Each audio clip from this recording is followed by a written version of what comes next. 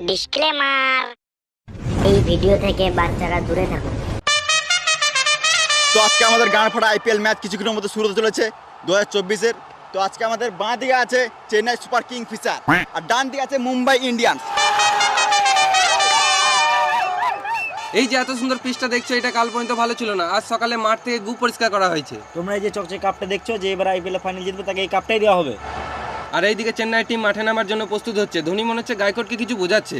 আর এদিকে Mumbai team ready হচ্ছে, Rohit Sharma bat practice করছে। এটা কি হলো? পান্ডে রোহিত শর্মাকে মারলো কেন? তো আমাদের আর কিছুক্ষণের মধ্যে টস শুরু হতে চলেছে। মাই স্যার পান্ডিয়া। এখন আসছে চেন্নাই থেকে মিস্টার কুল ধোনি, আর মুম্বাই থেকে আসছে হার্দিক পান্ডে। তো দেখি টচে কি হয়। তো চলো আমরা আবার ফিরে আসছি টচের পর।